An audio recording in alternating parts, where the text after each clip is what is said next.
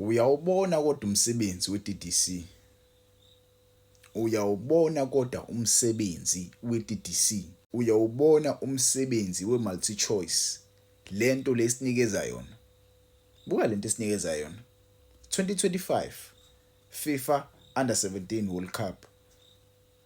2025 FIFA Under-20 World Cup.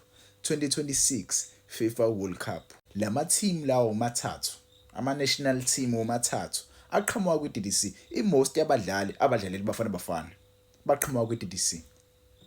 I-most, yabo uma ngikhuluma nge-most, when you look at players like aboMbukazi, when you look at players like if I'm not mistaken, Chain ubesuka le ku-DDC. When you look at players like Lomfana lo Ndamani, when you look at players like aboNkota, aboMfokeng, aboMduduzi Shabalala, when you look at players like aboKabini, yabo, there are many players I can count abaqhamuka le ku-DDC.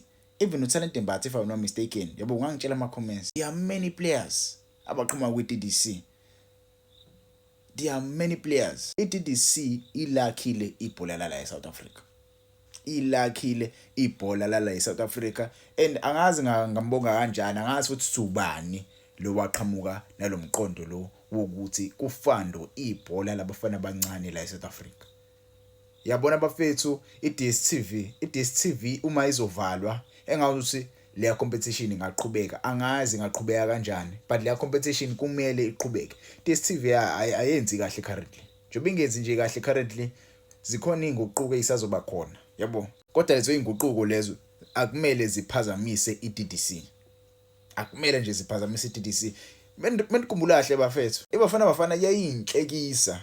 iBafana Bafana yayinhlekisa. Wonke umuntu, yeyibo, kwakuthiwa nje ima-Springboks kumele athathe le largest leBafana Bafana udlale wona. Ayikho lento edlala iBafana Bafana. Kwakuthiwa nje iBafana Bafana kumele iqhathanise nebanyana kubonakala ukuthi obaba bazowina. Indlela iBafana Bafana eyayidelelwa ngakhona. Kodwa manje indlela izinto eseyishintshe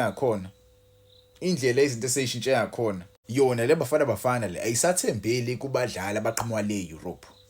No, ayisathembeli kubadlali abaqhamuka le-Europe ngoba ithalente licultivatwe khona lapha kwi-DDC.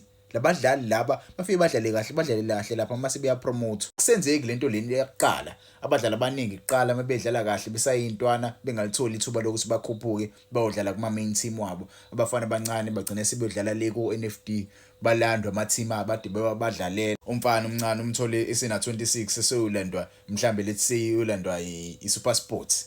Yabo imlando iSuper Sports lapha ku NFD esena 27, mase esena 28 asayina mhlambe iKaizer Chiefs noma iPirates. Ayisenzeki into ezikanjalo. Manje abafana abancane basuka kwi-DDC beze nje la bajampe ngala bafike babulale. Basuke ngala beze ngala babulale. Ngiyambona uMbokazi, ngiyambona uMfokeng wenzani. Ngiyabona uMabhena beSundowns okuhlwane lweTlahu. Ngiyababona aboMduduzi Shabalala. Yabo, ngiyababona aboVilakazi. Basuka ngala beze ngala baqhubeke nendlela abadlala ngakhona. Baqhubeke babe izitali ezade beyizona ku-DDC. Bhekani nje bafethu. Sibisi, Ndamani, Modiba, Mudau, Williams, Morena, Mbule, Apolisi, Magopa, Mbatha, Mokoena. PSL. Ngitshele iclub eyodwa ekhona kuma World Cup qualifiers equalify ngabadlali babo abasuka kwi-country yabo. Ngitshele iclub eyodwa ekhona kuma World Cup qualifiers ala eAfrica. Ngikhuluma ngala ala eAfrica. Equalify ngabadlali abaqhamuka based on i-country yabo kuphela. Yes, ubekhona uFoster, yes ubekhona uNkota here and there. Bebekhona, but uma ukhumbula kahle siya le kuyafkhona babengekho oFoster. Sasidlala nje bengekho oFoster, safika kuma semi-final eAfcon bengekho oFoster. Yabo, inkulu lento le. This is big. This is actually big. Sesilindele ukuyobona nje i-Under-17 FIFA World Cup yabafana abancane. Engawuse abafana abancane bangenza kahle. I think idlala le eQatar. Yabo, bafana abancane lento yabo umfana omncane odlala ibhola right now. Mekhona team mhlambe ifuna ukuthatha uyodlala le ku-DDC.